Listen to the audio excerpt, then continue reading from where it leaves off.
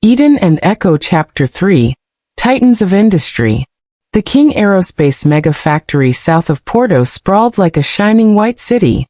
This was where the rockets that carried Huns into a new space age had been designed and built. This was where dreams came to be made. At over 100 acres, it was one of the largest buildings in the world. The roof was dotted with grids of black solar harvesters on white poles that produced enough surplus electricity to power most of Porto. The harvesters were meter-wide spherical balls of matte black modified silicon that drank in every spectrum of light, every radio wave, every little bit of heat. They sucked the life out of the world around them and pumped it down into the factory below to power the massive machines. The roof and the poles that held the collectors were painted with a special white reflective paint that made the building shimmer like a mirage. You could recognize it from space, the white dot that showed where home was. Every day thousands of workers rode the rail line in from the city of Porto to work in Simon's factory. Wages were higher than industry average, benefits were exceptional, and education for the workers and their families was free. But this wasn't because of some socialist dream. There was a reason behind his apparent charity. I needed better workers and they weren't available, so I took it upon myself to make them. Simon had explained to the reporter who came to interview him. I remembered how the soft white Katzin with her long hair and watery blue eyes had held on to every word like she was in the presence of a god, or some other divine being. She kept looking around like she couldn't believe she was allowed to be there in his office. Nervously she rubbed her thumb against the pen in her hand, too scared to write. It started with the construction of the factory itself. We recruited local labor and paid them well. Funding wasn't a problem because those days the Western Alliance was throwing money at us trying to speed things along. But we didn't have enough people. Nobody did. Every company was banging their head against that same wall. We were drinking international and local labor pools dry trying to finish our factories. That was when I realized that if I wanted to make rockets I'd have to manufacture a suitable workforce first. It all broke down to math. Cold hard numbers. We needed X amount of bodies to do X amount of work. But unlike the competition who had a one-day-at-a-time approach, we worked the problem in reverse. We started with the end goal in mind and worked our way backwards step by step. We had a 20-year plan when everyone else was flying by the seat of their pants and cutting corners to try and be first. We didn't need to be first, we needed to be the best. I had no desire to burn bright, only to burn out. Simon paused dramatically, leaning back in his red leather desk chair and looking at the ceiling, his fingertips pressed together. Building a factory of this size has an immense effect on the local economy. Every decision ripples outward, causing new problems as time goes by. We couldn't hire enough people to fill our needs. There just weren't enough qualified workers. And what about when the factory was finished? Would we just lay everyone off and wash our hands of them? Like I said before, everyone else was scrambling full speed ahead trying to get their factories built. Our two main competitors, Altitude Dynamics and Victory Aerospace, were on track to finish construction a full year ahead of us. So I did something that none of them saw coming. I pumped the brakes. He smiled because this was his favorite part of the story. There are some benefits to owning your own company.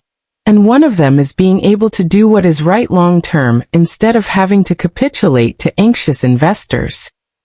There was no need to rush to finish the factory because I didn't have enough workers to fill it yet. Nobody did.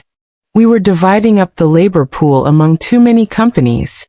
Now, if you think finding construction workers is hard, try hiring engineers and machine operators. So while the competition was laser-focused on building their factories as quickly as possible, I was investing in improving my workforce. Victory Aerospace was working their people for 12 hours a day in hellish conditions. We gave our people two options. They could work a standard 8-hour shift building the factory, or they could do a shorter 6-hour shift, and we would pay for them to go back to school. The smart ones, the ones we actually wanted to keep once construction was finished, jumped at the opportunity.